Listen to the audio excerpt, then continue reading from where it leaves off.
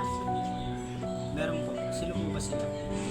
Ako po si Mary, social worker. Kailangan po namin ng info ng mga senior para po makatanggap sila ng benepisyo galing sa ating mayor. Ay, dito po yung si Aling Aida. Dito po siya nakakalabas ng bahay. Brian. Nandiyan pa si Aling Aida. Oo, ito lang dito pa.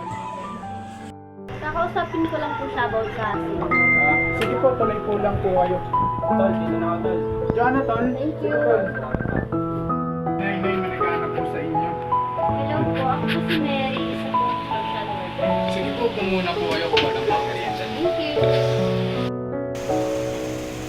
Hello po, kamusta po kayo? Ayos naman. Ano po ang mga ginagawa niyo po dito sa bahay niyo? Madalas lang akong matulog kasi masakit yung bibig ko eh. Ayun lang po ba yung nararamdaman niyo? Ina-conversion din ako minsan. Kasi po balita ko po hindi na po kayo lumalabas ng bahay. Kailan po ba yung huling check-up niyo? Hindi ko matandaan eh.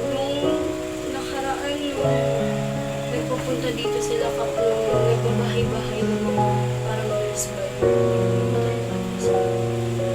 Kailangan ko lang po ng information niyo para po kapag once na magbibigayan ng mga benepisyo sa barangay, makakatanggap po kayo. So, ang kailangan ko po is, ano po ang birthday niyo?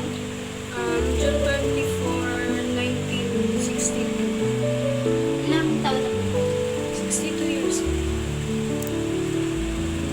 Ilan po yung anak niyo? Isa lang. Single mom na po ba? Or Patay na po yung mister ko. Mami, may natatanggap po ba kayong benepisyo sa barangay natin? Wala. Ano ba yun? Ano po, health assistant, tapos weekly check. Hindi ako nakakatanggap ng ganyan kasi tulad yung sabi ko sa kanila, hindi ako nakakalabas sa bahay. Baka yung mga kaibigan ko dyan na nagtatrabaho sa barangay. Baka sila po. Mami, meron po kasi silang binibigay na para sa mga senior citizens. Hayaan niyo po at nandito po ako para po matulungan po kayo na makatanggap galing po sa barangay. At extra pa po kasi po hindi po kayo nabibigyan ng pansin at hindi rin po kayo nakakalabas ng bahay. Para po yung mga iba is hindi naman po nila kailangan is nabibigyan sila. Ikaw po na kailangan mo ay makakatanggap sila. Yun lang po. Salamat niya. Salamat. Yun po. Ang pangangalaga at pagbibigay ng importansya sa mga nakakatanda ay mahalagang tungkulin ng bawat isa. Kinakailangang ipakita ang respeto, pagmamahal at pag-unawa sa kanilang kalagayan sa pamamagitan ng pagbibigay ng tamang alaga, pakikinig sa kanilang mga kwento at pagtulong sa kanilang mga pangangailangan na ipadarama natin ang kanilang halaga sa lipunan at pamilya. Ang malasakit sa kanila ay tanda ng isang mapagmahal at maunlad na komunidad. Pagpapakita ng respeto. Ang mga nakakatanda ay nararapat bigyan ng mataas na respeto dahil sa kanilang karanasan at karunungan. Ang pagbibigay pugay sa kanilang opinyon, desisyon at pagkatao ay nagbibigay sa atin ng pagkilala sa kanilang dignidad. Pagtugon sa kanilang pangangailangan. Ang kanilang edad ay nagdudulot ng pisikal at emosyonal na hamon.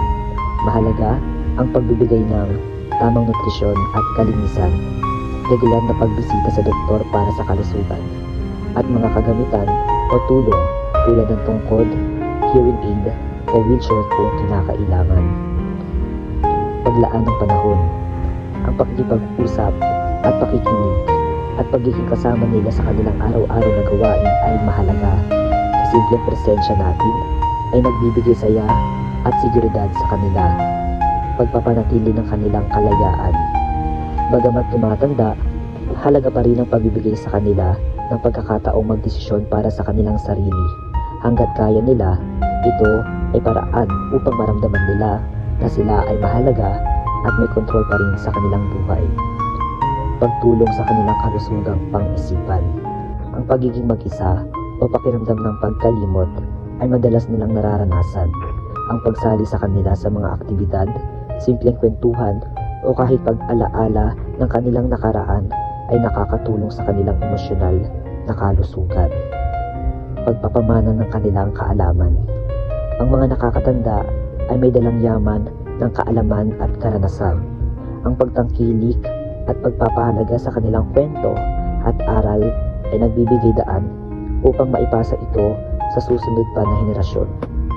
Ang pangangalaga sa kanila ay hindi lamang tungkol sa pisikal na alaga, kundi pati na rin sa pagpaparamdam na sila ay mahalaga at minamahal.